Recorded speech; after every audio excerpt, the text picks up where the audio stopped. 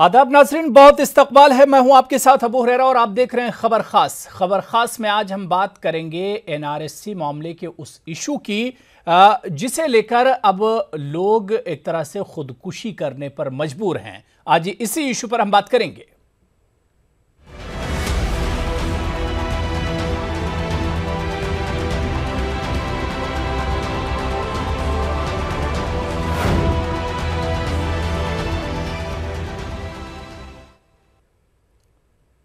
तो एनआरसी मामले ने अब जान ले ली है और 3 लोग इस तरह के 3 ऐसे मामले सामने आए हैं। ये तीसरा मामला है। दरअसल आसाम के मंगलडोई जिले में एक रिटायर्ड स्कूल टीचर की मुबैना खुदकुशी पर सनसनी फैल गई है। बताया जाता है कि उनका नाम एनआरसी में शामिल न होने से वो तनाव में थे और बेइज्जती महसूस कर रहे थे।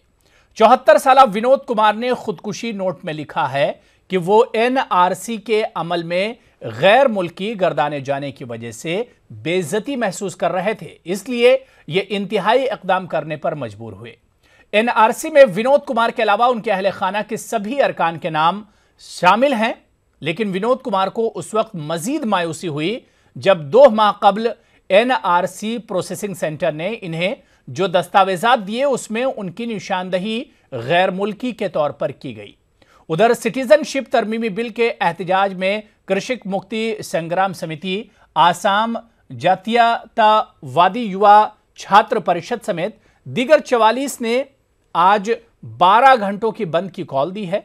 बंद के दौरान सड़क और रेल खिदमात मुतासिर हैं, लेकिन जिस तरह से एनआरसी को लेकर अब जो इंतहाई कदम लोग उठा रहे हैं, तो इस एनआरसी के सर्वे पर भी सवाल उठते हैं, क्योंकि एनआरसी का जब सर्वे हुआ था उसमें बहुत से ऐसे नाम आए थे जो लोग माजी में कई पार्टियों से जुड़े रह चुके हैं। बल्कि एक नाम तो आया था जो मुल्क के साबिक सदर जमहूरिया रह चुके हैं, उनके खानदान के लोगों के नाम शामिल नहीं थे। और हालांकि विनोद कुमार जिन्होंने खुदकुशी की है उनका नाम भी एनआरसी में शामिल नहीं है, जबकि 25 साल सरकारी टीचर रह चुके हैं और रिटायर्ड हो चुके हैं, उसके बाद भी उनका नाम एनआरसी में शामिल नहीं था, जिसकी वजह से विनोद कुमार एक तरह से अपमान और बेइज्जती महसूस कर रहे थे, जिसके चलते उन्होंने इंतहाई कदम उठाया।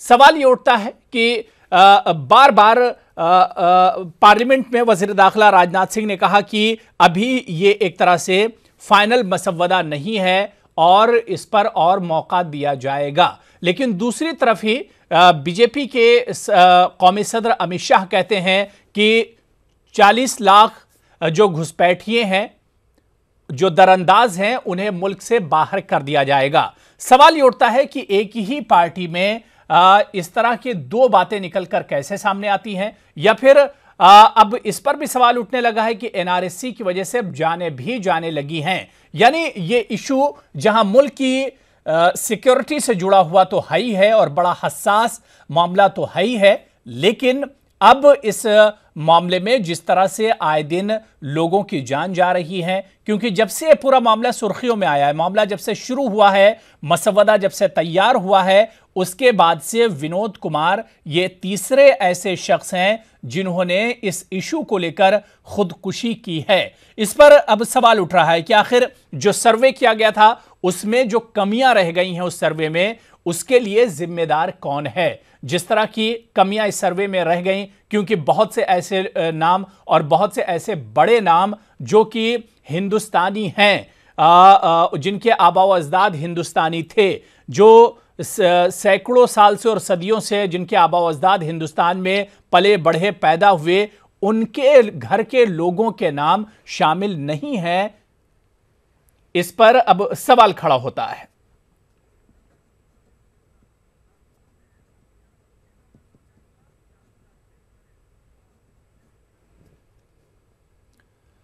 तो चलिए इस इशू को समझने की हम बात करेंगे। 4 खास मेहमान हमारे साथ जुड़े हुए हैं। इस वक्त चारों खास मेहमानों का हम बहुत इस्तकबाल करते हैं। सबसे पहले प्रमोद स्वामी जी हैं, जो कि तर्जुमान हैं बीजेपी के, गुवाहाटी से हमारे साथ जुड़े हुए हैं। इसके अलावा रमेन भोर ठाकुर जी, जो कि जनरल सेक्रेटरी हैं और चीफ स्पोक्सपर्सन हैं कांग्रेस के, वो भी हमारे साथ गुवाहाटी से जुड़े हुए हैं। निहाल रिजवी साहब सामाजिक कारकुन हैं, सोशल एक्टिविस्ट हैं, लखनऊ से हमारे साथ जुड़े हुए हैं। और फोन पर रफीकुल इस्लाम साहब भी हमारे साथ जुड़े हुए हैं। अपने चारों मेहमानों का हम बहुत इस्तकबाल करते हैं। सबसे पहले प्रमोद स्वामी जी, आपसे ही शुरुआत करना चाहेंगी कि एनआरसी का इशू जाहिर सी बात है कि बहुत सेंसिटिव है, लेकिन एनआरसी को लेकर जिस तरह से अब लोग सुसाइड करने लगे हैं, आखिर इसकी नौबत क्यों आ रही है? प्रमोद जी। देखिए, ये जो घटना हुई है, हाँ, ये जो घटना हुई है ये बड़ी दुखद घटना है। निरुद्ध दास नाम के जो व्यक्ति है, जो पहले शिक्षक भी रहे हैं, और उन्होंने ये सुसाइड की है, लेकिन इसका अभी पूरा इसका पता नहीं चला कि पारिवारिक कलह की वजह से सुसाइड की है या एनआरसी में नाम नहीं आने की वजह से की है। अरे प्रमोद जी, बिल्कुल उनका जो सुसाइड नोट है उसी में उन्होंने क्लियर कर दिया है। अब इस पर तो सियासत मत कीजिए। नहीं, सियासत मैं नहीं कर रहा हूं। मैं जो बात बोल रहा हूं उसको आप थोड़ा समझने का प्रयास करिए। दूसरी बात यह है कि ये अभी तक एनआरसी का फाइनल जो है वो फाइनल लिस्ट अभी तक निकली नहीं है। इसमें क्लेम्स एंड ऑब्जेक्शन का सबके पास मौका है। तो जो एक शिक्षक जो समाज को दिशा देता है, वो शिक्षक की अगर हताशाग्रस्त होकर अगर आत्महत्या कर ले तो ये एक बहुत बड़ी दुखद घटना है। और प्रमोद जी, वो इस वजह से अपमान महसूस कर रहे थे कि उन्हें गैर मुल्की बताया जा रहा है, उन्हें घुसपैठिया बताया जा रहा है, उन्हें दरअंदाज बताया जा रहा है। इस वजह से वो अपमान महसूस कर रहे थे, जिसकी वजह से उन्होंने एक कदम उठाया। अगर मेरे ख्याल से प्रमोद जी, अगर सर्वे बिल्कुल सही होता तो शायद इसकी नौबत नहीं आती। कर लीजिए, उत्तर मैं दे लेता हूं जी। नहीं, इसमें इतना बड़ा एनआरसी का काम हो रहा है जिसमें 55,000 सरकारी कर्मचारी दिन रात मेहनत कर करके एनआरसी का लिस्ट बना रहे हैं। उसमें मैं बता रहा हूं, मैं व्यक्तिगत बता रहा हूं, मेरी जो खुद की जो भाभी जी है उनका भी इसमें नाम नहीं है परिवार का। सोच लीजिए। तो ये छूटना, बहुतों के नाम इसमें छूटे हैं, लेकिन क्लेम्स एंड ऑब्जेक्शन का इसमें मौका है, तो उसमें नाम उनके शामिल हो जाएंगे। इसमें कोई चिंता का विषय नहीं है। प्रकृत जो भारतीय नागरिक है उनको कहीं भी परेशान होने की आवश्यकता नहीं है। तो ये ठीक है, आपके साथ ही जुड़े हुए हैं रमन जी। रमन जी, कैसे देखा जाए जो सुसाइड हो रही है, और खुद प्रमोद स्वामी जी कह रहे हैं कि भाई उनकी फैमिली के लोगों के ही नाम नहीं है। मतलब शुरू से ही सर्वे पर सवाल उठते रहे हैं रमन जी। ये ठीक है, ये जो सुसाइड है ये काफी दुर्भाग्यजनक है। इसको होना नहीं चाहिए था। लेकिन अभी जो क्लेम्स एंड ऑब्जेक्शन चल रहा है, this is not a final list that has been publish. जो अभी तक हो चुका है लिस्ट, जो सेकेंड लिस्ट आया है, it is a draft list का बाद अभी क्लेम्स एंड ऑब्जेक्शन चल रहा है। अगर उसमें भी अगर उनका नाम नहीं होता तो सुसाइड करे तो एक रास्ता था, लेकिन सुसाइड तो कोई रकम आंसर नहीं है। तो इसीलिए ये घटना नहीं होना चाहिए। और जो हो रहा है, क्योंकि हम लोग एज कांग्रेस पार्टी हम लोग हमेशा यही बोल रहा है, एनआरसी में कोई भारतीयों का नाम नहीं सुनना है और कोई विदेशी का नाम नहीं ढूंढना है। This is our principle of the Congress party, and Congress party लोग हमेशा इस लोगों का साथ में है। बिल्कुल। रफीकुल इस्लाम साहब यूडीएफ से हैं। रफीकुल इस्लाम साहब, जिस तरह से एनआरसी का इशू जब से चला है उसके बाद से 3 सुसाइड की इस तरह की खबरें आ चुकी हैं, 3 लोग सुसाइड कर चुके हैं, इसे कैसे देखा जाए? जी, ये तो सबसे बड़ी तकलीफ, दुख की बात है। सबसे पहले मैं इनके जो परिवार है उन पे संवेदना ज्ञापन कर रहा हूँ। दूसरी बात है कि जिनकी वजह से ये सुसाइड किया है उन पर 100 मोटो केस होना चाहिए, उनको गिरफ्तार करना चाहिए। इसलिए कि ये स्कूल टीचर है, रिटायर्ड हुए हैं, उसके बाद पेशा में एडवोकेट है। इनके नाम पे कब केस हुआ कुछ पता नहीं। 51 के एनआरसी में खुद इनका नाम है, ये जेन्युइन इंडियन सिटीजन है। 51 के एनआरसी में इनका नाम था, सब कुछ ओके है। अब इनको नाम पे जो एनआरसी में नाम नहीं है, कॉज है, रीजन है, उस रीजन में दिखाया कि आप विदेशी घोषित है। कब इनके नाम केस हुआ इनको पता नहीं, कब केस चला इनको पता नहीं, विदेशी घोषित कर दिया। अब वो डर से जो है उस मतलब गुस्से में, नाराजगी में सुसाइड कर दिया। तो जिन लोगों की वजह से सुसाइड किया है, एक जेन्युइन इंडियन सिटीजन है, उनके जो बदनाम किया है उन पे 100 मोटो केस हो, उनको गिरफ्तार करे। ये तो पहले कांग्रेस की सरकार थी, ये अभी बीजेपी सरकार है। ये जिनकी वजह से इस पे केस लगा, जिनकी वजह से केस इन पे लगाया गया झूठा केस, उनको गिरफ्तार किया जाए। बिल्कुल। और ये सिर्फ ये निरोध दास का मसला नहीं है, लाखों आदमी ऐसे हैं जो 51 के एनआरसी में जिनका नाम है, बापसादे का नाम है, और चुपके से घर में बैठ के, पहले कांग्रेस सरकार वही करती थी, अब बीजेपी भी वही कर रहे हैं। इनके जो बॉर्डर पुलिस है वो इन पे केस लगाते हैं घर में बैठ के, वैसे ही खामखा डाउटफुल सिटीजन उनको शुमार करते हैं, करके उनके नाम। बिल्कुल जाहिर सी बात है कि जिम्मेदारी तय होनी चाहिए कि आखिर कमी कहां थी, किस वजह से ये सुसाइड किया गया, खुदकुशी की गई। निहाल रिजवी साहब, क्योंकि आप समाजी एक्टिविस्ट हैं, एक समाजी कारकुन हैं, जिस तरह से एनआरसी का जब से इशू बढ़ा, क्योंकि इशू तो ये बहुत पुराना है निहाल साहब, लेकिन जब से ये इशू बढ़ा उसके बाद से आसाम में ही 3 लोग खुदकुशी कर चुके हैं, सुसाइड कर चुके हैं। कहां पर कमी रह जाती है इस पूरे इशू को अगर देखें तो कहां पर कमी रह गई? क्योंकि एनआरसी में जो कमियां हैं उसे लेकर भी बार बार सवाल उठते रहे हैं।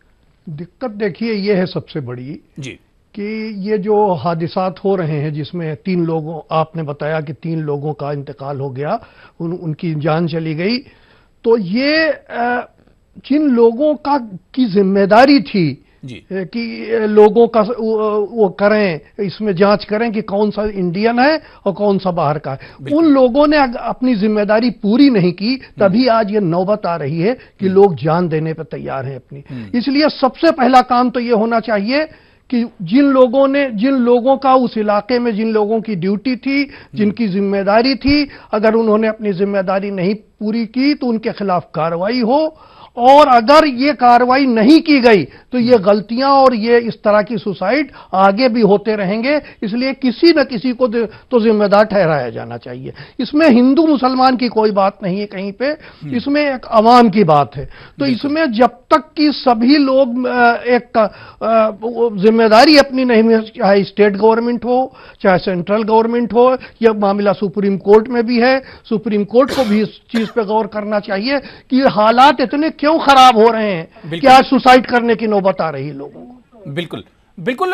प्रमोद स्वामी जी, इसका जवाब आपसे चाहेंगे। जो बात निहाल साहब ने कही कि भाई वाकई में अब कहीं ना कहीं जिम्मेदारी तय होनी चाहिए कि ऐसी नौबत आखिर क्यों आई कि अब लोग सुसाइड कर रहे हैं एनआरसी के नाम पर। देखिए, मैं इसमें 2-3 बातें आपके सामने रखना चाहूँगा कि अगर किसी ऑफिसर की कोई गफलतवामी है, किसी ने अगर अपनी ड्यूटी में लापरवाही बरती है तो उसके विरुद्ध में एक्शन लिया जाना चाहिए, इसमें कोई दो मत नहीं है, क्योंकि किसी को भी किसी की जिंदगी से खिलवाड़ करने का कोई हक नहीं है।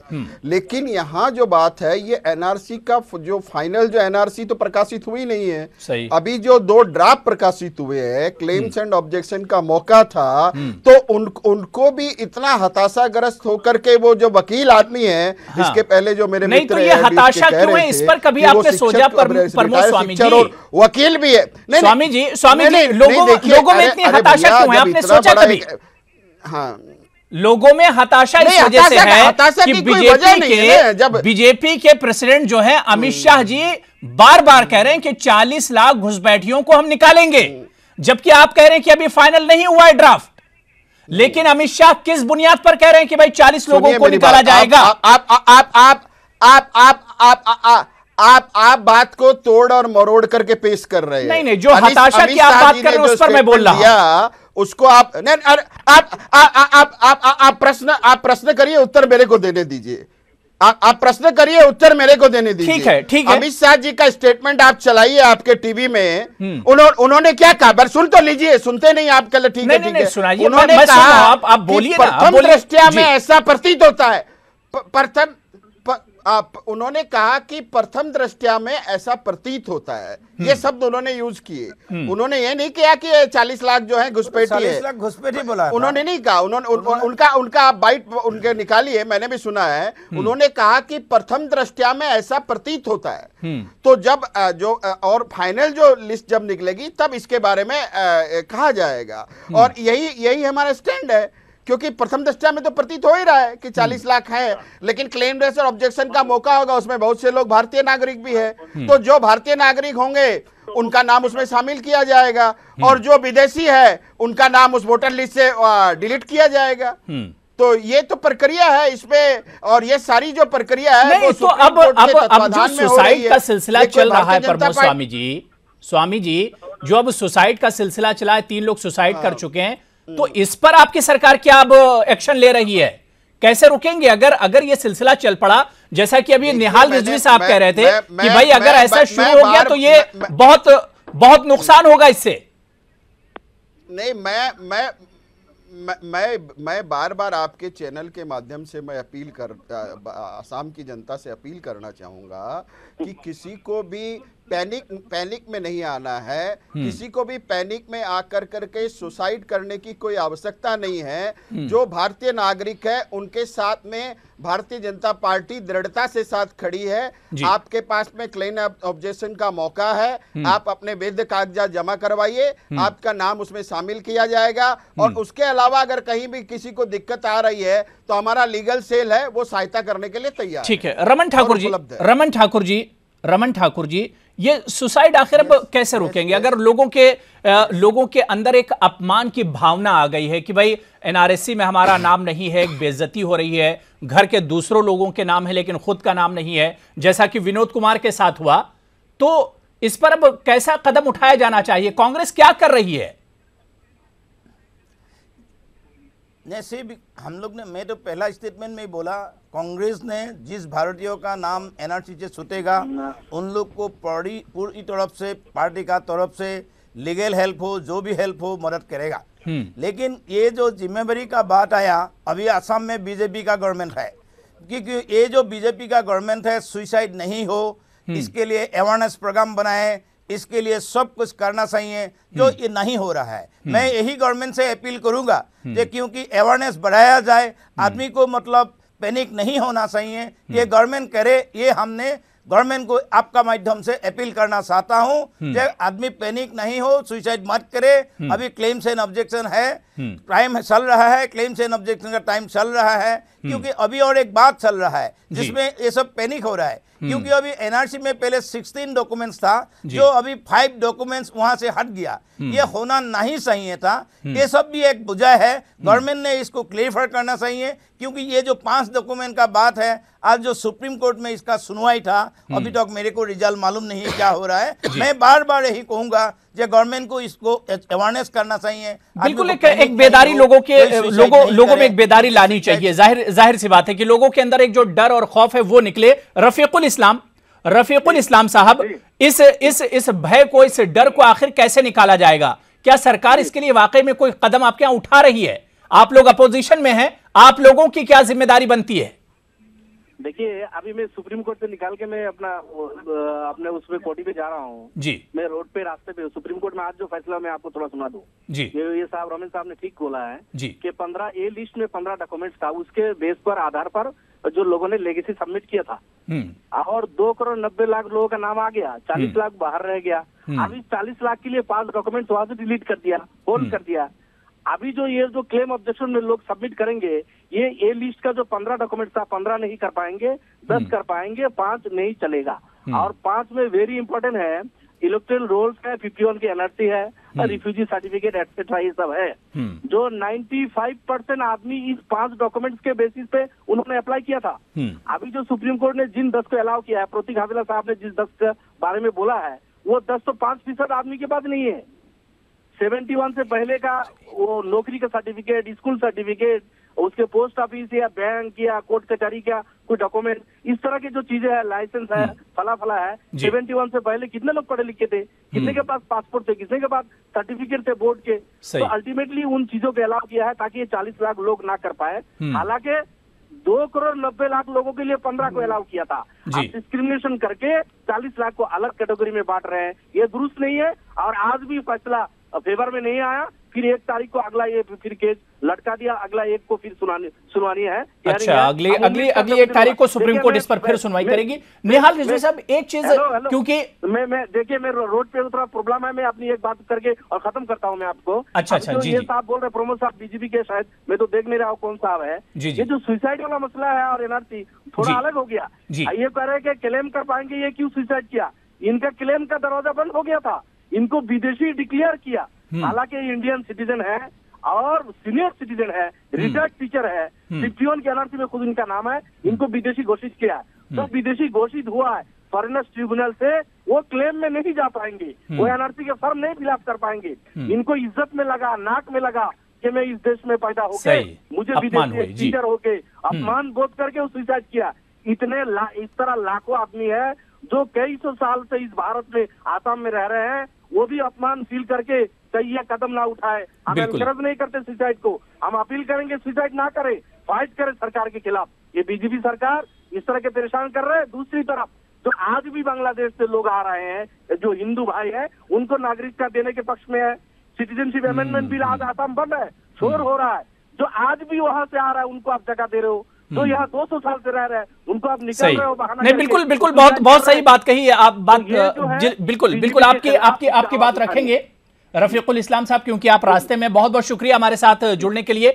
निहाल रिजवी साहब, क्योंकि एक छोटा सा ब्रेक लेना है, ब्रेक के बाद इस अहम इशू पर लौट कर आते हैं।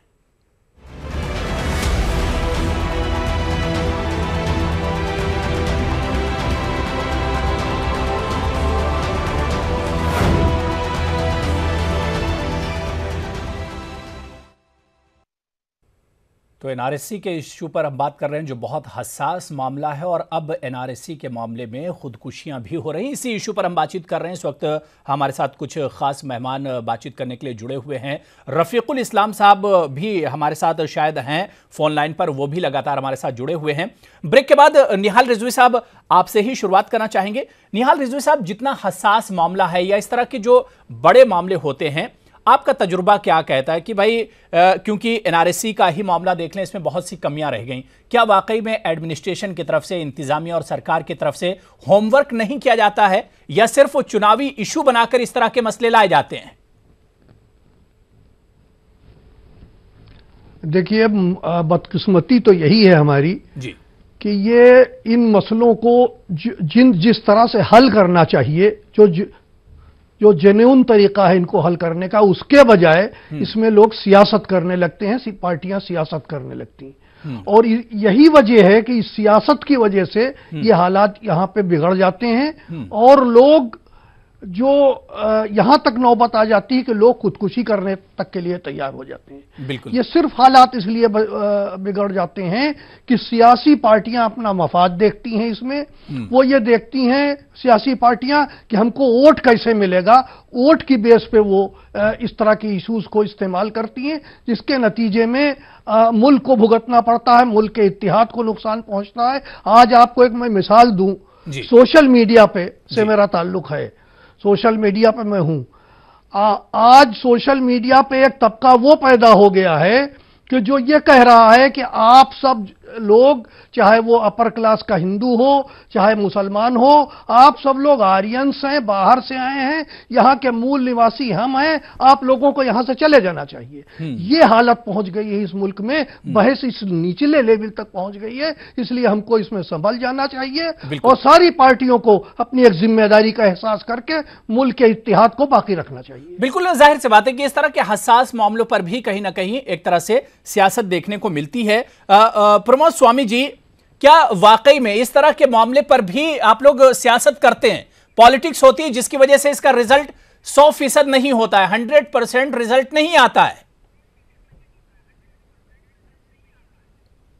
नहीं, आप क्या कहना चाहते हैं मेरे को समझ में नहीं है। आप बोलते हैं, आपने कहा कि आप राजनीति करते हैं जी, हम कौन सी राजनीति करते हैं? ये शब्द जो आपने यूज नहीं, आपसे मुराद भाई आपकी पार्टी है या जो दूसरी पार्टियां हैं वहां पर, सियासी पार्टियों की मुराद है आपसे? हर राजनीतिक जो नहीं, हर राजनीतिक पार्टियां जो है उनका अपनी अपनी आइडियोलॉजी है, अपनी अपनी नीतियां है, अपना अपना नेतृत्व है, अपनी आइडियोलॉजी, अपनी नीति और अपने नेतृत्व। देखिए प्रमोद स्वामी जी सामने जाते हैं जी, स्वामी जी, मैंने सियासत का लफ्ज इस वजह से इस्तेमाल किया क्योंकि अभी रफीकुल इस्लाम साहब जैसे बता रहे थे कि भाई आज भी बांग्लादेश से घुसपैठिए आ रहे हैं और उन्हें पनाह दी जा रही है, हिंदू घुसपैठिए आ रहे हैं, तो आखिर ऐसा क्यों? देखिए, इसमें आपको ये समझना पड़ेगा। मेरे पास में मैं कुछ आपको तथ्य दे रहा हूं जी। जो इसके पहले जो प्रधानमंत्री थे डॉक्टर मनमोहन सिंह साहब जी, उन्होंने आपको राज्यसभा में उन्होंने 18/12/2003 को जो कहा था वो मैं आपको कोट करके सुनाना चाहता हूं। After partition of country the minorities living in Bangladesh have been subjected to various persecution and they were forced to take refuge in our country. While granting citizenship to these unfortunate people, our attitude towards them should be more liberal as it is our moral responsibility. तो ये बात कोई हमने नहीं की, कहीं 2003 में ये डॉक्टर मनमोहन सिंह साहब जो देश के पूर्व प्रधानमंत्री भी रहे हैं और जो राज्यसभा में उस टाइम में उनका जो दिया हुआ स्पीच है वो आप अगर चाहें तो 8/12/2003 के डेट का उनका स्पीच आप सुन सकते हैं। दूसरी बात यह है कि 1955 नहीं प्रमोद जी देखिए इशू पर आइए, क्योंकि अभी रफीकुल इस्लाम ने कहा कि भाई अब वो जो बात करें क्या वो उसमें सच्चाई है। नहीं देखिए अब इतना टाइम नहीं रहता है प्रमोद जी, अगर प्रमोद जी आप पूरी हिस्ट्री में जाएंगे तो इतना टाइम नहीं रहता है। तो जो रफीकुल इस्लाम ने जो कहा कि भाई आज भी घुसपैठिए आ रहे हैं, मैं हिस्ट्री नहीं देखिए घुसपैठियों आने का जो बॉर्डर को सील किया गया है और उसके पहले जो सरकारें थी उनका बांग्लादेश से हमारा बाउंड्री डिस्प्यूट चल रहा था।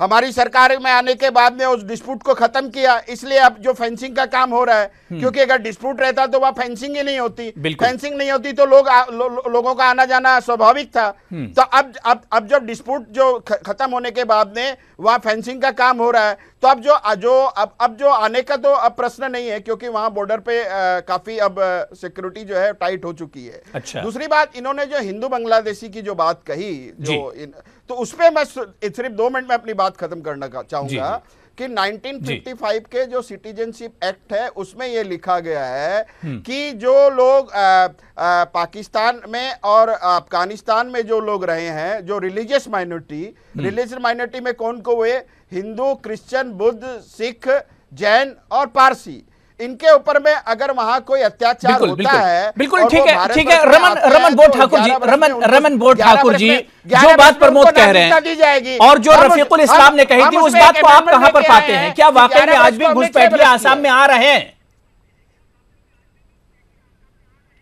नहीं, आज आसाम में बंद है। बंद क्या है? जो सरकार ने जो हिंदू बांग्लादेशी अमेंडमेंट एक्ट 2016 लाना मांगता है, क्योंकि कांग्रेस हमेशा इसी बात का खिलाफ है। भारतवर्ष एक सेकुलर कंट्री है, भारतवर्ष का संविधान सेकुलर है, क्योंकि जो सेकुलर का कारण से मतलब 1971 जो ट्राइपार्टाइट टॉक हुआ था उस आधार पर असम में एनआरसी का डेवलपमेंट हो रहा है। और जो ये हिंदू सिटीजनशिप अमेंडमेंट एक्ट 2016 अभी जो बीजेपी गवर्नमेंट लाना चाह रहा है, जिसके लिए आज बहुत खिलाफ हो रहा है, क्योंकि इन लोग ही नहीं मतलब विदेशी का जो नीति निर्धारण किया है, जो धर्म का आधार पर कर रहा है, असम का लोग बिल्कुल खिलाफ है। क्योंकि अभी भी इन लोग जो 5 ऑर्डिनेंस अभी तक पास किया है, इस 5 ऑर्डिनेंस जो गवर्नमेंट ने किया है, इन ऑर्डिनेंस का थ्रू से भी बांग्लादेशी यहाँ हिंदू बांग्लादेशी यहाँ आने सकता है। सही निहाल रिजवी साहब 30 सेकंड हमारे पास या 30 सेकंड से भी कम आपके पास है कि इस तरह के इशू पर कम से कम सियासत नहीं होनी चाहिए, आप कैसे देखते हैं जो लगातार सियासत होती रहती है? बिल्कुल जी, अगर इन सब इश्यूज पर सियासत होगी जी तो हम मुल्क के इतिहाद को कैसे बाकी रख पाएंगे? बिल्कुल, हम मुल्क को अपने आगे कैसे बढ़ा पाएंगे? मेरी अपील है इन सब पॉलिटिकल पार्टी से कि इन सब मामलात पर सियासत न करें और मुल्क को तरक्की और खुशहाली के लिए। बिल्कुल जाहिर सी बात है, जो बात निहाल रिजवी साहब ने कही इसी पर हम क्लोजिंग करना चाहेंगे। बहुत बहुत शुक्रिया प्रमोद स्वामी जी हमारे साथ जुड़ने के लिए। रमन जी आपका भी, निहाल रिजवी साहब आपका भी शुक्रिया और रफीकुल इस्लाम आपका भी शुक्रिया हमारे साथ जुड़ने के लिए। खबर खास में फिलहाल इतना ही। आदाब।